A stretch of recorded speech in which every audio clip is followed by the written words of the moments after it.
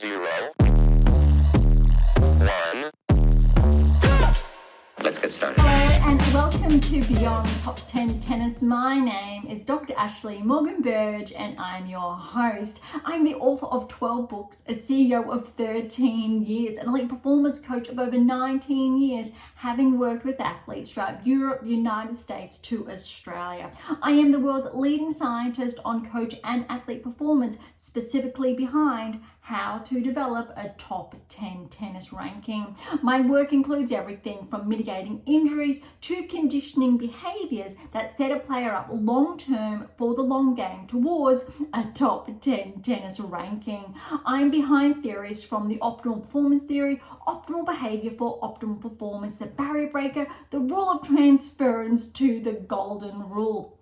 And an additional fun fact is that I'm also the founder of a startup set on data privacy that provides a space for tennis players and others to interact around their game and so much more. As has become custom, each episode we dive into the latest rankings and results on the WTA and ATP tours and deliver new data implications as shared in my latest release, How to Develop a Top 10 Tennis Ranking, with over 100 episodes today. So look, today's episode is 119. So if you've been with us for some time now, thank you so much. You know what it's all about. And you're also familiar with the reintroduction of those little small snippet introductions that we did have a little bit of a lapse for some time, although there was a little bit of encouragement to bring them back. So that's why and where they have come from. And so for those of you who are new, thank you so much. I hope you enjoyed that little snippet to give you a better understanding of not only just Beyond Top 10 Tennis, a little bit of my background and what that's all about, where I'm coming from with those publications and how essentially that's 19 going on 20 almost years of work that has essentially built up these foundations that identify, in a manner of speaking, a top 10 player, but also those that will achieve Grand Slam success with our metrics. Those will obviously progress past the round of 16. Why the round of 16 is such a significant marker, through to how we can share semifinals, through to achieving replicated success, so more than one Grand Slam. And we have all the data along that. I believe my work is the first of its kind globally to conduct a longitudinal analysis on the best players in the world and to track those core metrics, whilst also tracking as well key technical inferences that I have designed some time ago now from my elite coaching background and with the athletes that I worked with back then. However, a little, I think, a personal note I'm happy to share in today's episode. Mostly I'm cautious about sharing this, but I was at my prime coaching and then I realized that I was touring with athletes through Europe, the United States, even Australia, and I was building up these coaching programs and I realized something was amiss. There's a little bit more about this on AM8 International, so if you go there and click on Dr. Berge and you'll read a bit more. But because this was happening, I had to make the decision to step away from my coaching to pursue my doctorate, to uncover what was missing essentially. And unfortunately at the time I was in my mid-20s, so I was 26, very young at the time, starting my doctorate. But I knew there was a lot of answers that still needed to be had. And unfortunately as well at that time, so we're going back over a decade ago now, if you were that 26-year-old woman, it was very rare for someone to listen to you, let alone in the sporting space, let alone the tennis coaching space, even though at that time I already held the highest coaching qualification worldwide. I already had my master's behind me. Unfortunately, it didn't matter. But I was committed to unraveling this to make sure that what I was doing and consistently doing with my athletes was right, and someone really needed to take action and to be able to share what it really takes. And I kept noticing this probably for the decade prior about these, let's say, these key technical inferences through athletes around the world, whether they were top 10, winning Grand Slams, or top 20, or not so much around, say, the top 100 or more regressive. And all of this work essentially, again, based on WTA ATP Tour players and coaches, which you will see or read about in this one, How to Develop My Top 10 Tennis Ranking. And I have shared a bit more about that in the past. But unfortunately, what happened around that time, after I submitted my doctorate, and there's again more about this, and one of my other earlier texts was that I became unwell. So my health was put, let's say, under a lot of pressure. There was something that was done that did cause my health to go not so good. Long story short, and why I'm sharing that is because at that time it was very hard for me to function, whether it was read, walk, write. Very lucky to be here. And one thing, as I slowly started to get better, I realized what I could do is that even though at that time I was unable to coach, so I wasn't physically in that position where I could do that. And what I realized at the time I could still do to play my part is that I had all this, I think, work behind me that I'd spent the last couple of years building on and identifying world first, how to develop a top 10 player, and so much more is that I could share through my writing.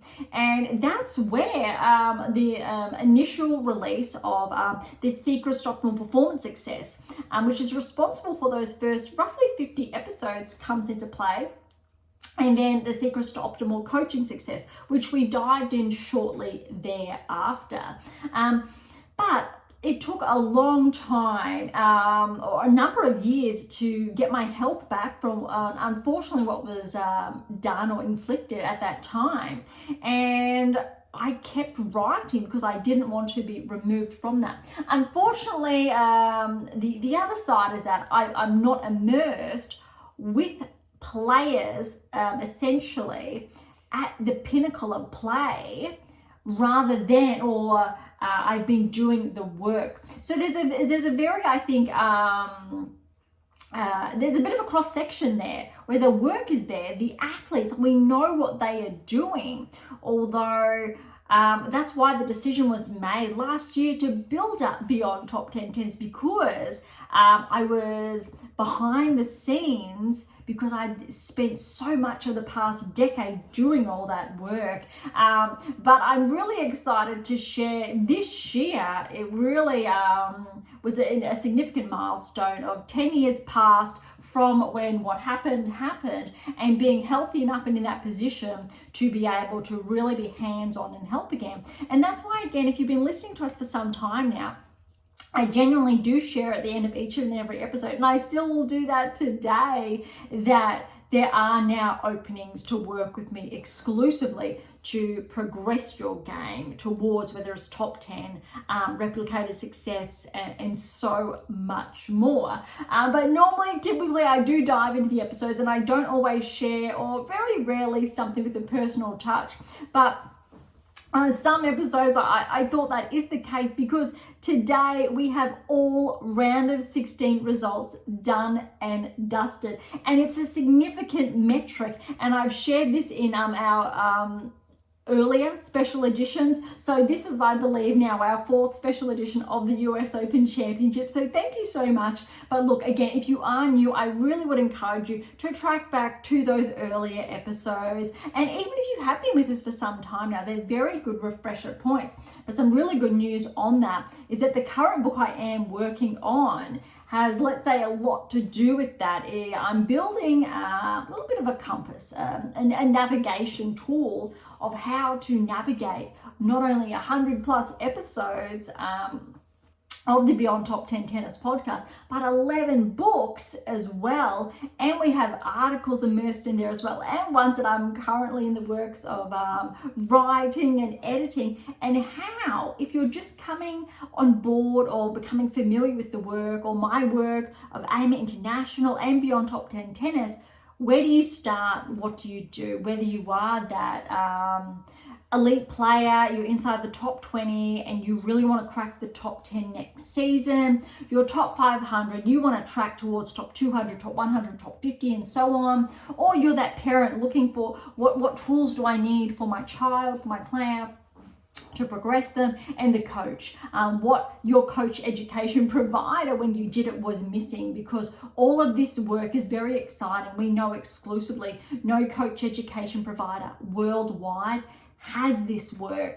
And the biggest reason I know that is because during my doctorate, I had to identify, or I was very lucky to identify a gap in the literature worldwide.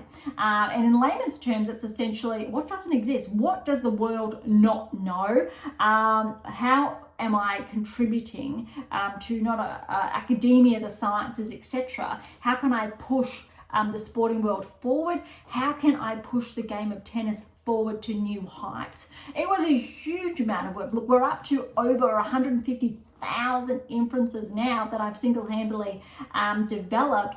Very, very profound, but there's a significant body of work that all of this sits on. All right, so today, like all of our previous other episodes, there are no rankings, but we're starting with the results, round of 16 results on the WTA Tour before we head on over to the ATP Tour. And the last match of the round of 16, it literally just wrapped up before we hit record today. So it is very, very fresh. I wanted to wait until that match was completed. That was the Sinner and Paul match before we dived in, because we've had a couple of previous episodes where we've had matches running live in the background. Most of them have been done by the time we do come to a close, but everything is at a close now, so clean slate. But we've also got today some interesting data points that I will share as we go along.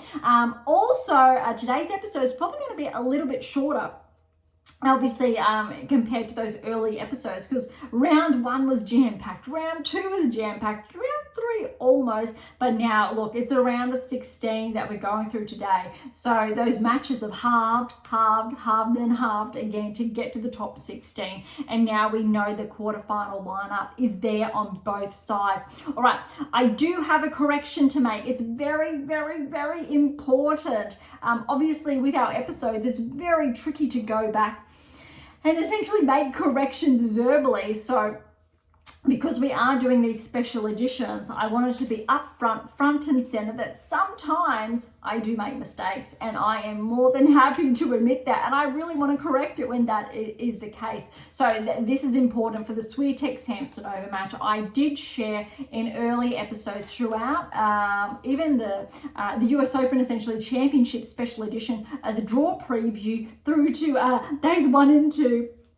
And also essentially episodes 115, 116 through to more recently our last episode 118. Samsonova and Swiatek were on a collision course for round of 16, and I did unfortunately make a mistake saying that Samsonova had actually got the win over Swiatek this year. That is incorrect, so I really want to clarify that.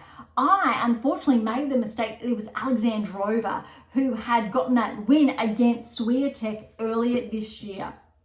And I believe it was in straight sets as well. Interestingly, Alexandrova, she's actually regressed in the rankings. I believe she's sitting around top 30, though she was at the similar ranking range that Samsonova is at this point. And unfortunately, with the over and over, there was a little bit of an oversight there. So I do apologize for those of you who may have been a little bit confused with me sharing that Samsonova had got those wins. I was checking up on the data and realized I did make a mistake. You will find that if I do make those mistakes, I am more than happy to correct them. And again, if you find that I've made a mistake historically in previous episodes, I am more than happy, as always, to clarify that, relook at the data and go from there and have really an open conversation, because that does happen, especially when these episodes are on the fly. And I do share more often than not that when I am recording each and every one of our episodes, it is between me and you. And I do have some data points shared, but more often than not, I do not have tabulated previous insights that I am really focusing on the week that has been, and essentially the here and now. So most importantly, round of 16, US Open. All right, here we go. Swiatek, Samsonova. Look, this first set was very, very tight. 4-1 to Swiatek. But if you look at the duration of that match, 1.5 hours. I believe they were around 1-1 roughly in that second set when it was just over that hour mark.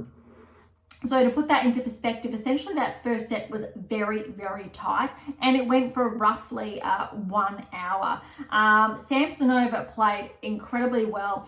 Typically, Swiatek plays very, very clean cut against Samsonova. I believe this was potentially their tightest set they have played to date. So all credit to Samsonova for really pushing Swiatek in that first set. Interestingly though, second set, Samsonova could not keep up pace. So as far as their historical, I think, results are concerned, that was really clean cut and typical of, again, those previous results. Now, we have been looking forward to this one, Pegula and Schneider. So remember, Schneider's been tracking this season. She is on a rankings high. She's had an absolutely exceptional season. I shared more about her background and her results in our previous episode. Pegula, though, she's had a little bit, I will say, of a lackluster season as far as Grand Slam metrics are concerned. And I've got them right here. So here we go. Australian Open, second round. Didn't play Wimbledon. French Open, did not play the French Open. Second round at Wimbledon as well. So as far as Grand Slam results are concerned, Pegula's results were not at any point during this season correlating with her top 10 ranking. Now, again, I've shared that on multiple occasions throughout the season. So there are a number of episodes this year that have shared around ranking anomalies, and unfortunately Pegula was in that category. However, all of a sudden, over the last couple of weeks, the best part of the last 4 to 8 weeks, Pegula has started picking up her game and getting a couple more wins under her belt. Very, very impressive. And she has started to correlate with her ranking. Obviously, it was very early days. So Pegula's peak performance, it's just started. It has not been held throughout the season. And so as I've just shared, Pegula's playing very well, but in a small period of time. But other players inside the top 10 that do correlate with their ranking, they've been able to sustain that. Look, one example I will give, purely because Gauff did fall to Navarro in the round of 16, is Gauff, for example, made the semi-finals of the Australian Open, semi-finals of the French Open, round of 16 at Wimbledon, and round of 16 now at the US Open. That's an exceptional metric. We need round of 16 or greater if you are a consistent top 10 player. There is a little bit of a room for an anomaly there. One example, for example, is Swiatek. Third round Australian Open, lost to Noskova. Then there was, she did win, we know, Wimbledon, then third round at Wimbledon. So these are really important metrics, but then you can go with Zheng, for example, finalist of the Australian Open, third round of the French Open, and then first round of Wimbledon. Really important there. So those metrics are not as promising. Really, really important to differentiate that. So there are key patterns. In Swiatek's case, you can go the beginning of the season, not quite there, then started to peak, and then had that lull due to, we'll say, too much. The Olympics was there, and hey, she still got that bronze there, but did not have enough time after that. She had a huge clay court season. And then Sabalenka, however, we have to remember she did not play Wimbledon because of that injury she was dealing with. But we're looking at, she won the Australian, made the quarters of the French, but she had that rest period. So, for example, if Swiatek also had that rest period, it would have been potentially a very different story at Wimbledon if she did not play the Olympics. there's obviously a lot up for discussion there. All right, so that's a lot of, I think, key data points. I'll share more elsewhere.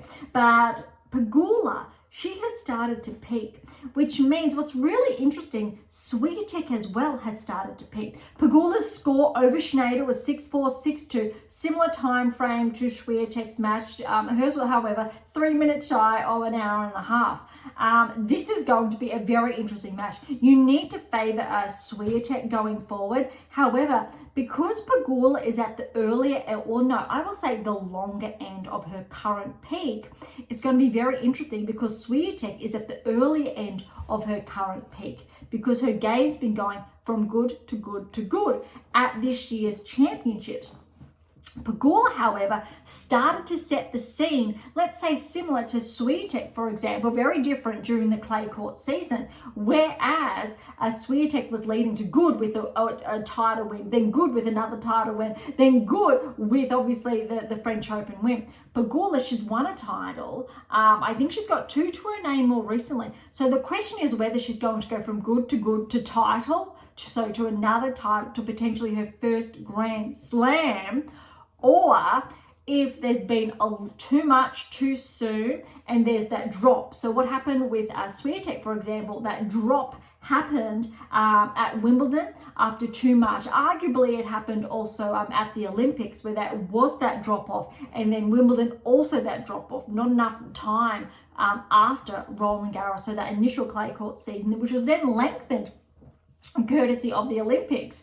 So it's a very, I think, very interesting discussion to be had, and I think only time will tell how I think the players essentially patterns are peaking or not. But Pegula could very well be in her prime despite having a very, I will say, lackluster season at the Grand Slam level, and then now just finding that form. And I think she's very lucky she was able to hold on to her ranking points this season despite those results, because her seeding is doing her a lot of good at this year's US Open. So Swiatek, Pegula, we have that data there, and it's going to depend on those current peaks if Pegula maintains that trajectory or drops off, or if Swiatek maintains her current trajectory, and if Pegula can keep pace, or if Pegula cannot keep pace. If she can, 3-set, very interesting. If she can't, 2 sets to Swiatek.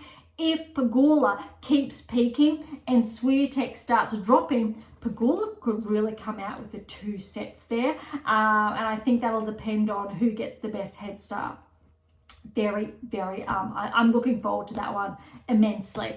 Okay, next one down, Wozniacki, Haddad Mayer. This was always going to be a little bit mixed. Haddad Mayer did get the win over Wozniacki 6-2, 3-6, 6-3. It went for 2 hours, 41 minutes. Look, Haddad Mayer, as far as seedings is concerned, was always going to be favoured over Wozniacki. However, Wozniacki actually started to peak on the hard courts. If you watched some of her earlier matches, this was very, very impressive. Arguably, I think this was the first time Wozniacki was really pushed.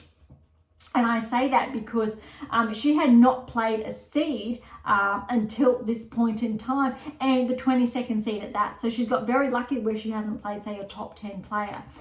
What's very, very interesting, though, is Haddad Mayer, she, I think, started to peak at the right time, but Wozniacki was able to keep pace. And that's what I found very, very impressive. How Wozniacki is playing, or what she has been capable of,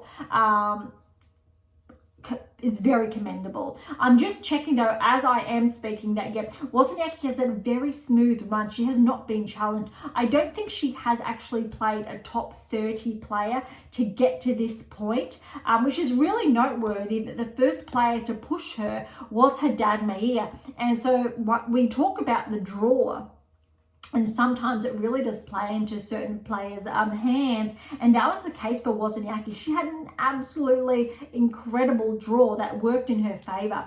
But look, Haddad Mayer, all credit to her as well. She stuck with it. And really noteworthy is that Haddad Mayer has actually been regressive This time last year, she was actually a top 10 player, I do believe, thereabouts. Look, at the beginning of the year, Haddad Maia was actually at number 11 in the world. But this season, her ranking has been regressing with, and that obviously comes with those results. Look, Australian Open 3rd round, French 1st round, Wimbledon 2nd round. So Haddad Maia is actually the anomaly in the quarterfinals.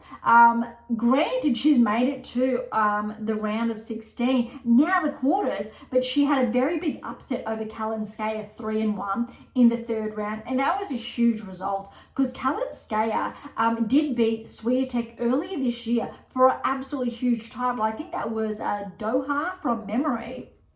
I could be wrong there, but in one of those big events, Kalinskaya did topple Swiatek and would have been very dangerous, I think, if she'd gotten the win over Haddad Maia, progressing potentially through to the quarters. Haddad Maia, though, potentially is finding that form again that got her to number 11 or thereabouts and a top 10 in the world, because she has been top 10 and then obviously we know she has regressed. Potentially this is a turning point where she's really re-solidifying those 8 keys into her game. Arguably, and I've shared this previously, and you can see it in the background, so the 7 keys. But obviously, how to develop a top 10 tennis ranking, the power of the 8th key there, very, very important. And what happens is that a player obviously loses a grasp of some of the keys to regress outside the top 10. To get back inside the top 10, you need to really solidify more of those keys into your game. And it looks like that's what has been happening with Haddad Maia. So it's going to be very, very interesting, I think, quarterfinal, because this was the biggest upset, I will say, of the quarters, is Makova with the win over Paolini, 6-3, 6-3. A little bit disheartening there because, look, when it comes to Paolini, Australian Open round of 16 finalist of the French, finalist of Wimbledon, and now round of 16 US Open. She is definitely within the top 4, if not top 3 of players, depending, I will arguably say, how Swiatek progresses. If she gets through, Paolini could be the number 1 in there. Sabalenka, very interestingly, because she didn't play Wimbledon, she has a Grand Slam to her name this season and a quarterfinal, and now obviously a quarterfinal to her name at the very minimum at the US Open. So it's very, I think, interesting depending how Swiatek progresses and Sabalenka progresses. But the only player really ahead of Paolini is Gauff. Almost, because Gauff's got 2 semi-finals and 2 rounds of 16s. However, Paolini 2 rounds of 16s and 2 finals. So arguably, Paolini is ahead of Gauff. Paolini technically should progress to number 3 in the world. Rybakina, for those of you who are interested, 2nd round at the Australian, quarters at the French, semi-finals at Wimbledon, and 2nd round, I believe it was, at the US. So that really puts her behind from that perspective. And as far as Zheng's concerned, finals at the Australian, 3rd round at the French, 1st round at Wimbledon, and now a quarter-final, maybe further, at the US Open. No other player, obviously, that is left in the draw exceeds any of those metrics. But you can see the potential anomalies there. Maybe if Swiatek does get to the finals, that does put her at the top. Sabalenka as well, 1 and 2 respectively. However, Paolini, if she's not number 3 in the world after these rankings or after the US Open, something is quite skewed. Gauff, unfortunately, will lose those points. And I have shared previously about who's potentially going to crack into the top 10. However, before I do get carried away and get to that, Makova, Paolini. All right, really important. Before the Wimbledon Championships kicked back off, Makova was actually a top 10 player. But Makova has not played all season. But what's really interesting is that Makova's been a top 30 player since 2019. So that's almost 5 years. And then she's obviously at her worst ranking, and I say that very loosely, over that time frame because of that wrist surgery and not being able to defend those points. Back in 22, she was 149 in the world before progressing the following year to that top 10 ranking, courtesy of that finalist result at Roland Garros, obviously where Swiatek won in 3. But this year, this is only her second Grand Slam back, lost first round at Wimbledon. In 23 though, she had a second round result in the Australian Open, finalist, as I've just shared, at Roland Garros, first round at Wimbledon, and then semi-final US Open. So she goes in peaks, similar to Swiatek, although Swiatek goes obviously that little bit further. But why I'm sharing this is that we don't have the data this year to go off because Mikova has not been playing. This, however, longevity inside the top, Mikova has that. Paolini's only been inside the top 10 for the best part. I'll say, I think it's been about let's say 4 or 5 months now. However, Mikova has regressed out. Paolini's progressed in. Paolini, she did a really good, I think, she played a really good match. Although I don't think she was at her peak. I think finally all that tennis caught up to her just a little bit. That said, Mikova was at a peak, did not allow Paolini to play her best tennis. Mikova was playing some very good tennis, and she needs to be commended to that. So much so that Mikova, the level of tennis she's playing now into the quarterfinals, you really need to favour Mikova to progress through to the semi-finals if she plays how she did in the round of 16, in contrast to how Haddad Maia played in her round of 16. Haddad Maia, she played well. Mikova, she just played better in that match. If we're going off those two distinct performances, we know things can change from match to match. But that's going to be very, very interesting because Haddad Maia, again, this is her best Grand Slam result ever. Huge for Brazilian tennis, huge for her. I believe after the US Open, Haddad Maia will crack back into the top 20, potentially the top 15 with this result, because she does not have points to defend. From this time last year, she has gone above and beyond any results at this level she has previously achieved. Mikova, however, she's regressed to around 52 in the world with obviously that quarterfinal. I'm sure it will pop her back into the top 30. We'll have to see how I think things turn out with that quarterfinal. If it's good enough to get her back inside the top 20, will be very interesting. But what's really important is that Mikova, she was a semi-finalist last year, and she really is on path to be another semi-finalist. It's very, very impressive. But I really want to give a shout out to Paolini. Huge Grand Slam season. It's not over yet. She's definitely on track to be a favourite for the WTA finals, but I don't want to get ahead of myself just yet. But very, very impressive nonetheless. All right, we've got we still have a number of others to go through. Badosa and Wang. Badosa, she just came out of the blocks firing. Yafan Wang played some really good tennis, I think, leading up to this round of 16 encounter. She beat Azarenka in 3. Very, very big match there. Huge win. Badosa, she's been actually going from strength to strength. Granted, she almost lost in the third round to Roos. She really turned that around, 6-1, 6-2 to Wang. Definitely thought that was going to be closer if Wang played her game. Badosa did not let Wang play her game, and I've shared this in previous episodes that this is the best tennis I've seen Badosa play. Irrespective, when she got to number 2 in the world, she was not playing her best tennis, and her results did not correlate with that top 10 ranking. In layman's term, no, she should not have been inside the top 10. For example, we can go, and I shared this in our previous episode, in 2021, we go Australian Open first round, quarterfinals the French, round of 16 Wimbledon, second round US. 2022 for Badosa, round of 16, third round, round of 16, second round, so there's a limited correlation. 2 round of 16s, good, potentially on the cusp of the top 10 or just top 10, but not 2 in the world by any way, shape or form. 23 essentially did not play second round of Wimbledon. And this year, third round of the Australian, third round of the French, round of 16 at Wimbledon. So she's now quarterfinals of the US Open. I would potentially anticipate for Badosa to stop there. And she's had a very good progression and then finish the year strong. And then next season, Badosa is going to be very, very dangerous to make semi-finals potentially on more than one occasion. However, look, it's too early to say. We need to make sure her opponent, who I'll share shortly, is or continues their peak. But we've got some interesting metrics there. So Badosa, huge, almost an anomaly with the 26th seed, almost wasn't going to be seeded for the US Open. She is at a ranking high. Yes, however, previously has been inside the top 10, however, did not correlate with her performances. Now she's correlating, and that's very, very important when it comes to Grand Slam metrics. Okay, I will move on, but there's so much more I can share about that. To learn more about that, though, then what is your game missing series? What is your game missing?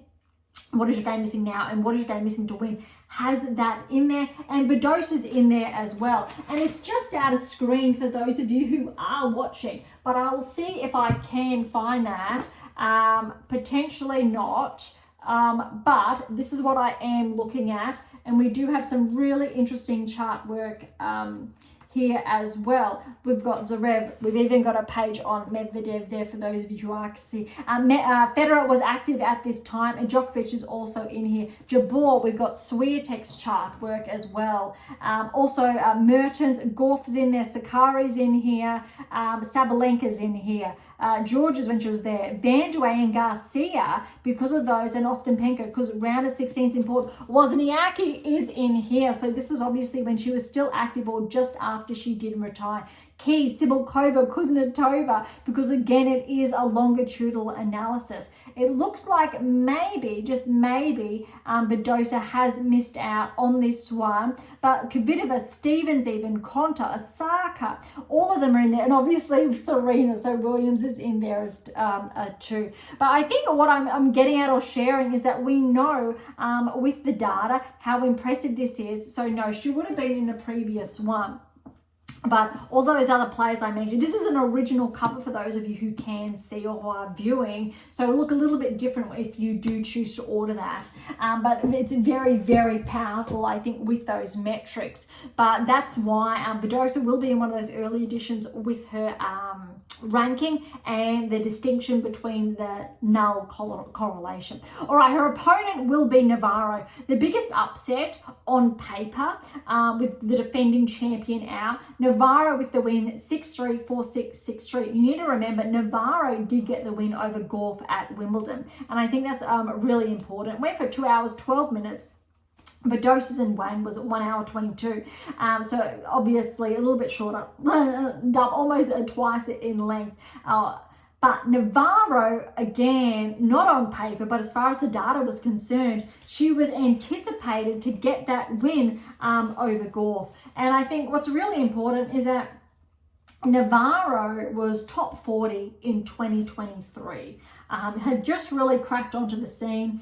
This is Navarro's first, and I can't overstate this enough, her first full season. And look at this. She's gone third round at the Australian, round of 16 at the French, quarterfinals at Wimbledon. So you know what happens after this potentially if Navarro stays on course is that semi-final, which means Navarro, as far as the data's concerned, if she keeps tracking, she will get the win over Badosa. However, you need to factor in the anomaly. And the anomaly is that Badosa has all of a sudden peaked. She's not a top 10 player. Her Grand Slam results have not been aligning. However, she was round of 16 at Wimbledon. Quarterfinals here is a peak. And that's really important to note. Navarro is definitely favoured, but you can see the level of play Badosa is playing at actually is more like a top 20 player, which puts Navarro and Badosa closer on scale. But Navarro, and I've shared this in our previous episodes, is predicted as well through our analytics to crack into the top 10, so to become a barrier breaker this season with these results, and potentially getting through to the quarterfinals of the US Open. And with Keys out, Collins out, Ostapenko out, Sakari out, all of those players, and Krejcikova out, all of those players slightly inside the 10, slightly outside the top 10, in front of Navarro in the rankings or thereabouts, Navarro should surpass with this result. Very important to be mindful of. Okay, Zheng and Vekic. This was absolutely huge for those of you who are watching. Just under 3 hours, 2 hours, 50 minutes. It was absolutely absurd that they allowed this match to go on. I don't know why they do this. I think they went on just before midnight or around that time, 11 p.m. maybe, 3 hours. I think it finished just after 2 a.m. in the morning. But look, I'll be surprised if either of them did get a good night's sleep. But Zheng, Vekic, rematch of the gold medal match from the Olympics, where Zheng obviously did get the gold there. But 7-6, 7-2, 4-6, 6-2. Look, you almost feel like if Vekic got that first set, she could have hung in there. As far as I think that the match is concerned, it got physical, especially in that third set. And Zheng's fitness was more than Vekic's current level. And I say that, I think, and we're talking about two elite tennis players here. It's not saying one was unfit in any way, shape or form. Zheng, she's a finalist, so she knows what it takes. Yes, Vekic is a semi-finalist. She's been on tour longer than Zheng. She also knows what it takes. Vekic, however, because she's had injuries over the years with her feet, and in more recent years, she would have suffered from the amount of, I will say, physical fitness she was able and or capable to do over potentially the last 2-3 years when she was potentially dealing with that. However, she's really built that back up definitely this season. But Zheng, again, is the younger player. And whilst we're looking at players both in their 20s, it really shouldn't be of discussion. However, Zheng is only, I believe, 21 years of age. She's got those fresher legs on tour in contrast. So it really, as far as their games are concerned, Zheng has that heavier ball, and it really kept pushing Vekic back and making it more physically exhaustive because of how Vekic was playing. Zheng's metrics were more favorable, and Zheng's metrics align with the data more strongly than Vekic's does, because Zheng has more of the 8 keys, not all of them, but more of than Vekic, and that is a very key differentiator. Okay, Zheng will play Sabalenka in her quarterfinal. I believe that's a rematch of last year. I don't have that screen in front of me at this time, but Sabalenka, very good win over Mertens, 6-2, 6-4. Hers went for 1 hour and 37, but this was anticipated. Look, Mertens, 33rd seed. She's former, I think, and I did share this in the previous episode, I think she peaked at around number 12 in the world. She's consistently been ranked inside around the top 30 for the best part of the last, I think, 2, 3, 4 seasons. But Sabalenka, she was just too good. Mertens does not play that style of game, but it was a really, really good match, I think, for Sabalenka. That wraps up all of the matches on the WTA Tour on the women's side of the draw. But quickly, we have gone over, I think, the lineup for the quarterfinals. So to recap, we're going to have Swiatek and Pegula. Really looking forward to that. I think they are all standout matches, and we're looking at potentially Swiatek progressing there. Haddad Maia and Makova. Look, as far as seedings are concerned, you really need to give it to Haddad Maia. I think Makova, you really need a favour because she's more recently been inside the top 10. So it could go to either of these players. As far as experience is concerned, you need to, again, give it to Makova. But potentially, Haddad Maia, after that win against Kalinskaya, then Wozniacki, she's playing some really good tennis. But then again, if Makova plays how she did against Paolini, you need to give it to Makova to make the semi-finals like she did last year. And I think that's really, really important to note because she was at this stage of the US Open this time last year.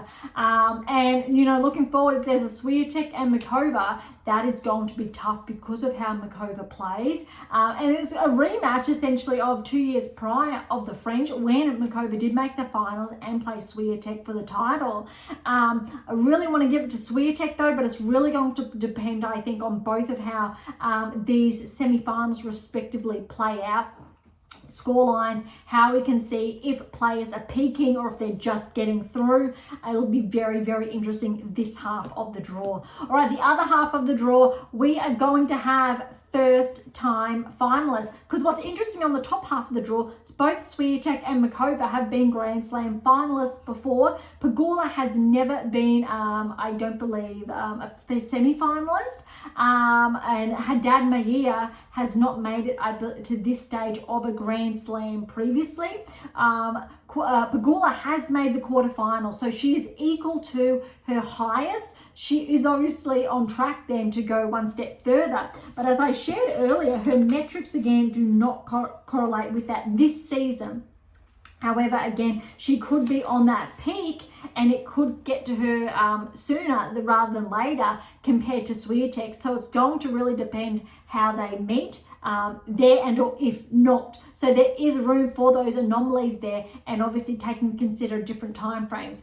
Okay, bottom half of the draw, obviously a very big opening with Badosa getting through, Navarro with that upset against Gauff. And you got to remember, Gauff got that win against Svitolina, which was huge, but Navarro took out Kostyuk, which was huge, both third round encounters. But look, Navarro's on track to make her maiden semi-final. She's definitely, you need to favour her, and especially as well with the metrics that I've shared with you this season, how she keeps going from strength to strength to strength. And very, very significant. As far as next match, Zheng and Sabalenka, huge. Look, you kind of you need to favour Sabalenka because she is, she won in Australia. She knows what it takes to win on hard court. She was, I believe, the finalist at last year's US Open. So she is on track to repeat that. Zheng, look, she won the Olympics, but that was on clay. We know she's the finalist of the Australian, but that said, that's another rematch against Sabalenka. Very, very interesting. So we know she's made the finals on hard court at the Grand Slam level. And we know, and I've shared this, she's had a huge lull, similar to Pegula all season, with her results. A finalist, third round, first round. Now she's starting to peak again. Maybe, just maybe, that peak will arrive soon enough to derail Sabalenka, but I think it's going to be a very interesting match. But also, you really need to look at the draw and say Zheng has had a huge match, I think, against Vekic, and she also had a third round encounter against Erica Andreeva, and that was her second round match. But that was just the one set. The second and third were relatively smooth sailing, but the Vekic match was very, very tough. May have taken a bit out of her. Whereas when it comes to Sabalenka, she really hasn't been tested. We can say against Alexandrova, and that was the player that has got the win over Swiatek previously, so that was my error that I did make. Alexandrova, Sabalenka did push her to 3. However, it wasn't as tight. Yes, the first set went 2-6 to Alexandrova, but then 1 and 2 to Sabalenka. Sabalenka is really on fire. She's playing some really good tennis. You need to favour Sabalenka essentially to progress through to the finals, potentially. However, I tell you what, irrespective if she gets Badosa or Navarro in the semi-finals, both of those players, I think, will test her greatly. Badosa's almost gotten the win against Sabalenka twice this year, I believe in 3 sets.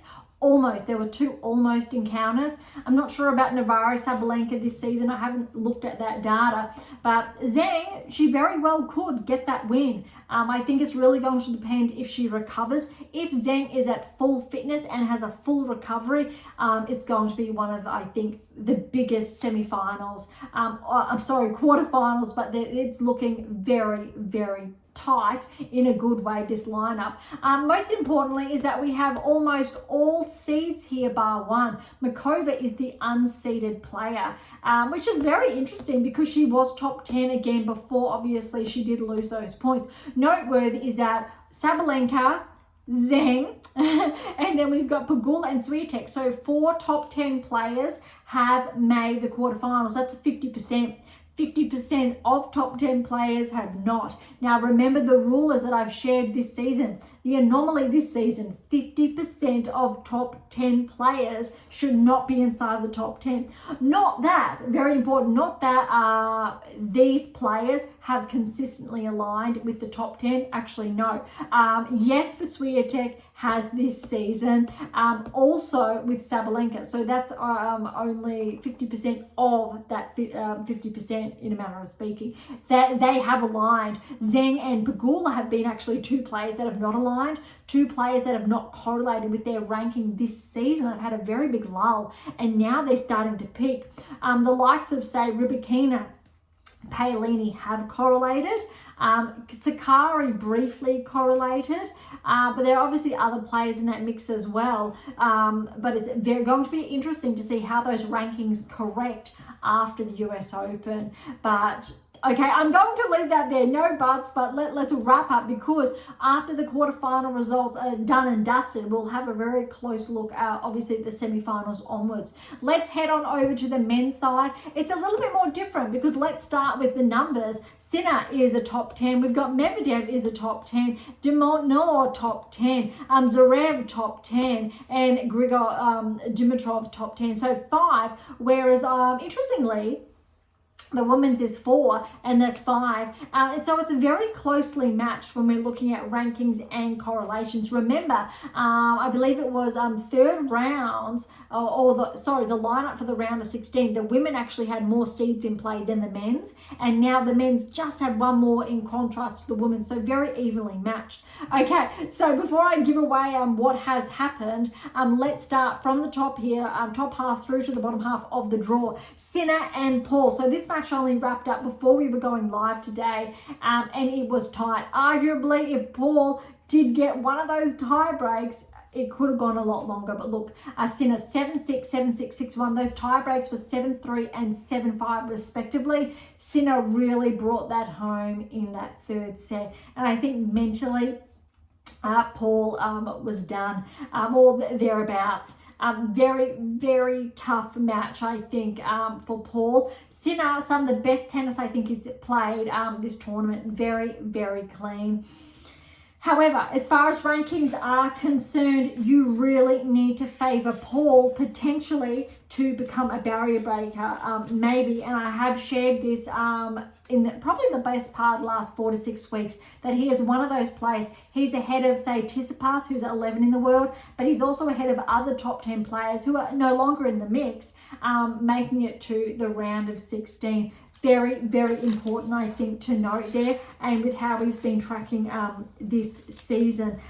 Examples, we know how well he has been tracking, so much so, my apologies, is that I believe Paul, again, we know top 10 is thereabouts, but I'm not too sure how he's been tracking at the Grand Slam level this season. I know he has been problematic, but there's a little bit of an oversight. I got a little bit too uncomfortable with that, but because I've only penned down those who have made the quarterfinals, and it will go on. So as far as before I share Sinner's metrics, I want to get to who he will play next. So Medvedev, Borges. Medvedev got the win over Borges, 6-love, 6-1, 6-3. That was absolutely huge. Medvedev has played the cleanest, I think, round of 16 out of all players, without a doubt.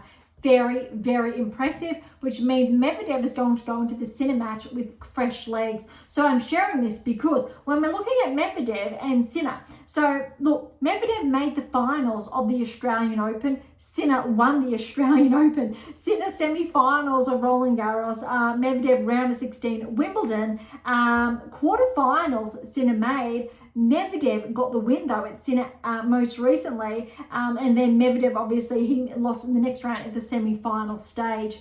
So both of them essentially this season are neck and neck. Obviously, Sinner is ahead, but you have to say that if Medvedev gets the win here, you need to favour him to progress further. However, almost, and again, because I am based in Australia, there's a little bit of bias here, because the winner of Sinner and Medvedev will play the winner of Draper and de Minaur.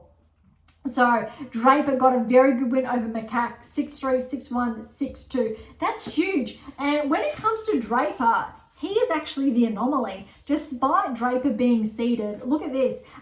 He is on a ranking high of 25 in the world. He started the year at 61 in the world. He was 106 in the world this time last year. Australian Open second round, French Open first round, Wimbledon second round.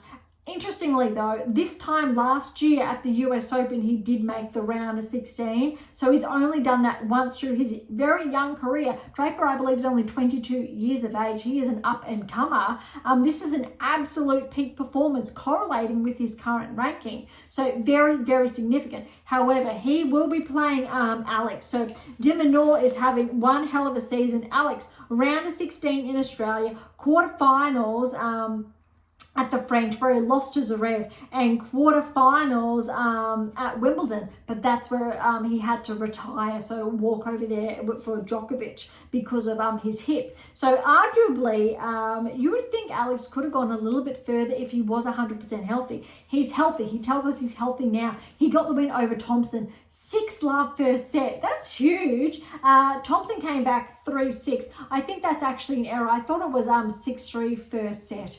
But if that's the case, that's an absolutely stellar result from Alex against Thompson. So Thompson came back in that second set to take it 6-3. Alex got the third 6-3. Really only a break apiece in those respective sets. But because Alex came out of the blocks, I think, firing, and Thompson not so much in that first set, Alex did get the advantage. And look, that fourth set, 7-5 to Minaur, it was as tight as it comes. I think it went break to break to break. Thompson, I believe, was up 5-4. Alex served to get 5-all, and obviously that scoreline with another break. But just under 3 hours, it was a very, very solid match. Thompson's career high ranking, almost. He's been as high as 30, but this will get him, I'm sure, inside the top 30. But his performances this season have been very, very impressive. Alex, though, keeps going from strength to strength. You need to favour Alex to get through against Draper if he's 100% healthy. And look, I think if Alex ends up playing Sinner or Medvedev, you need to give Alex a shot. And remember, I said at the beginning of the US Open, and I wish I had a drum roll here, that our predictive analytics said that Minaur would make the quarterfinals again of that US Open. Again, like, say, for example, Wimbledon that I shared, and the French Open that I previously did share as well. So tick as far as data is concerned. That's how powerful our data is, and you can see how excited I am when it all comes to fruition, or it comes into reality, so to speak. So look, Sinner and Medvedev, the winner of that will play Draper or Alex. Look, let's say on seeds alone, Sinner and Minaur. But look, Medvedev has that win over Sinner, and Medvedev plays very, very clean tennis. At the US, he's won it before. So I'm going to give Medvedev a bit of an edge there, although it's very hard to write off Yannick. But that's going to be very, very tough. But look, Draper, he's an anomaly. He may continue to be an anomaly, but it's going to be very interesting, both of those quarterfinal matchups. All right, the other quarterfinals to look at, we need to have a look at the round of 16 results first. So Fritz and Ruud, and remember, going off seeds, Ruud was favoured, so 8 and 12 respectively, but I did share in our previous episode that Fritz was favoured because of how he's been tracking this season. When it comes to Fritz, look, he made the quarterfinals in Australia, round of 16 at the French, quarterfinals at Wimbledon. So he's made another quarterfinal, again now progressing 3 quarterfinals in one season. Fritz should most definitely crack back into the top 10. He started the year inside the top 10, regressed outside, and again our analytics did share that was going to happen because of his results. But shortly after the Australian Open, he started to track again, back in, bounced out with those regressions. But now I think, look, Fritz has found his form. I think this has to be one of Fritz's most consistent seasons on tour at this level. I don't have his chart work in front of me, but as far as this season is concerned, Fritz actually is probably in probably the top 6 players at the Grand Slam level with consistent results, which is a bit surprising with how we started, let's say, the first 2 weeks of the year. prior to obviously the Australian Open, but very, very impressive. He will play Zverev next. Zverev, very good win over Nakashima, 3-6, 6-1, 6-2, 6-3. Noteworthy, both of these matches were very similar time frames. Zverev was around 10 minutes thereabouts, shorter. But look, Nakashima surprised Zverev by getting that first set 3-6, but then Nakashima could not keep pace, and obviously Zverev got those next 3 sets, 1, 2, and 2 very cleanly. But this is going to be a rematch, I believe, of Wimbledon, where we know Fritz got the win over Zverev, and that's what I think is going to be very, very interesting. It's tough. I kind of want to favour Fritz here, but look, let's look at Zverev's statistics. Zverev this season, he's actually one up, you could say, from Fritz, because semi-finals in Australia, finalists at Roland Garros, round of 16 at Wimbledon, where yes, Fritz did get the win. So despite that round of 16, he's got a final and semi-final, whereas Fritz has a round of 16 and 2 quarterfinals. So Zverev is actually surpassing Fritz at this level. So Zverev definitely correlates with his ranking, arguably. So Zverev probably should be, I will say, 3 in the world, depending how. Sinner's had a very good season. Alcaraz has 2 slams and Zverev's shortly behind. Djokovic should be regressing back to 4, potentially 5 in the world. Zverev should be bumping up to that, if not 4, then 3. And Medvedev, we know that he's had a relatively consistent season as well. So all those players have been having a standout year, for example. That said, just to clarify, Djokovic made the semis in Australia, quarters at the French, finals at Wimbledon, 3rd round here, I believe it was. So it's been very, very close, I think, for Djokovic. Very, very tight, I think, as far as it's concerned as well. As in, it's been very, very close. So he still deserves, I think, that top 5 ranking. That said, it's been very, very tight tennis. Okay, so we want to move on. Fritz, we need to give him the benefit of the doubt, I think. But Zverev, with how he's been playing and his metrics, you need to go for that 5-setter potentially. Zverev, I think, is going to want to get a bit of revenge there. And I think that could push him over the line. But quietly going for Fritz, for I think I would love Fritz to get the headlines. And just a little bit quietly, Zverev not to be given the spotlight. We know what's been in the media, unfortunately. I won't touch too much, or I won't share on that. But if you do your own due diligence, I really would encourage you to do that. It'd be great for Fritz to, I think, progress. Also for American tennis, because in the other round of, in the other quarterfinal will be another American. But before I share who, round of 16, all right, Dimitrov Rublev, this was huge. I did share this could potentially go to 5 sets. It did not disappoint. 3 hours, 39 minutes. Dimitrov over Rublev, 6-3, 7-6, so 7-3 to Dimitrov. And then Rublev came back and got the next 2 sets, 6-1, 6-3, or 1-6, 3-6. And then Dimitrov finally regrouped for that, I think, 5th and final set, 6-3. That is an absolutely huge match.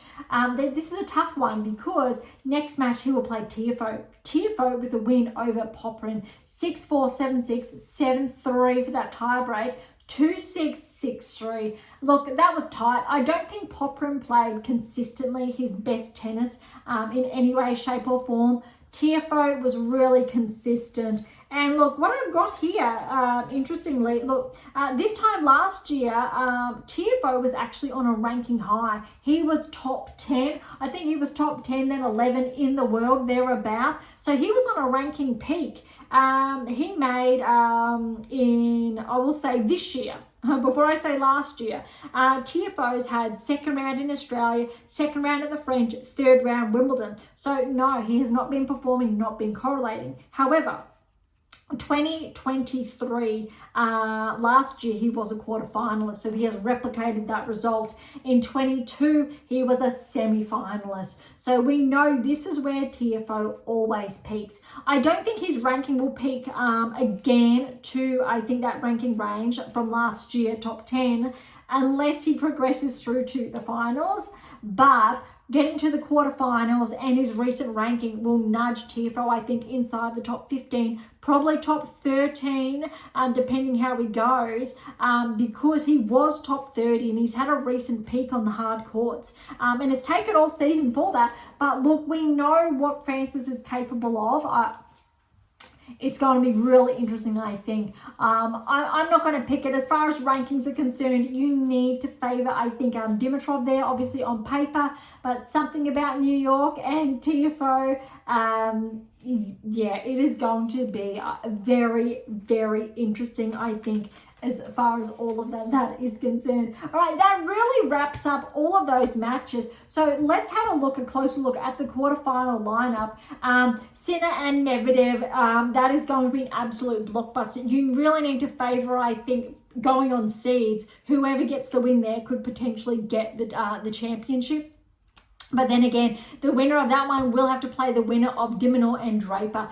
Potentially de Minaur's best chance ever that he's had yet in his career to make the semi-finals of a Grand Slam. And it'll be very exciting for Australian tennis. Fritz and Zverev, that is an awesome battle that I do love seeing. Potentially Fritz, because I don't believe Fritz has made the semi-finals. Maybe he's made the semis of the US once before. Not 100%. But maybe, just maybe, we may see a male American in the finals of the US once again. It's been a number of years. I think Andy Roddick was the last American to win the US Open, but there are two Americans in the US Open quarterfinals, which is very exciting, I think, for US tennis. And we could very well see them play off in the semis. They're both on the same half. Maybe Fritz and maybe Tiafoe will get through to their respective semifinals, and that will be one hell of a showdown. Either way, I think we've got some wonderful, I think, players. And I did share... Look, if we go, Fritz was inside the top 10, and so was Makova, looking at those anomalies there. But every player on the men's side is seeded, if we're looking at that. However, every player on the women's side technically would be seeded if that ranking correction did not take place. But let's say players ranked outside the top 20. Haddad Mahir is 22 and Badosa is 26. Just of interest. And then on the men's side, we've got Draper, who is 25, and Tiafoe, who is 20. So there's a bit of a similarity there as far as ranking ranges are concerned. Outside the top 10 is Fritz, we can say 1, and also, not just the 1, so it's Fritz outside the top 10, but not outside the top 20. But as far as the women's are concerned, we do have very similar, but no, Navarro is outside, so that's 1. So very similar. We've got the same amount of players, men's and women's, inside the top 10, outside the top 10, but inside the top 20, outside the top 20, but inside the top 30 as far as seeds are concerned. So that's really interesting, that there is absolutely zero discrepancy between the WTA and ATP tours performances and consistency this US Open. Very, very exciting to report that. Okay, I'm not going to share about the scheduled play because the quarterfinals are obviously going to be across 2 days. But look, I'm so excited to see, I think, how this year's championships do round up. So that's it for today. Thank you so much for joining us. Look, to grab your copy of my latest release, How to Develop a Top 10 Tennis Ranking, the 7 Keys, or any of my other, I'll say 12 books, head on over to AM8 International. Otherwise, you can find all of them over on Amazon, irrespective where you're based in the world. For any comments or questions, head to AM8 International or Topic Thread, the social platform set on data privacy, or leave comments directly on YouTube or Spotify. And to interact with Beyond Top 10 Tennis, head on over to AM International, or you'll see all our social handles in the episode notes. To catch up on our blogs, head on over to AM International and look for our blog tab, or head on over to Substack, and all links are in the episode notes. For something different, head on over to Pink Octopus Books. That's where my fictional release is, just in the background there. For something left to field, visit Spruik for some random polls. And of course, if you enjoyed today's episode, please like, share, subscribe, or all all of the above would be absolutely phenomenal. Thank you in advance, of course. And for all those who are interested, we do have scholarships available on AM8 International, and as promised, options to work with me exclusively if you were tuning in earlier or to the earlier section of today's episode. And so I can help you to nudge you closer towards that top 10 tennis ranking. So again, don't be shy and come and say hi. Again, not only am I the world's leading scientist on coach and athlete performance, arguably I am the most qualified coach worldwide. Very exciting there. And I absolutely enjoy, thrive on sharing that. Whether you are looking at getting inside the top 10, winning that maiden slam or not, that is where my expertise and specialty is working with the best of the best and sharing with you those key differentiators and working with you to build them and integrate them into your game, solidify those 8 keys into your game so we can look at Grand Slam success together. Okay, on that note, thank you so much for listening. I'm so incredibly grateful. I am your host, Dr. Ashley Morgan Berge, and this is Beyond Top 10 Tennis, and I'll see you next time.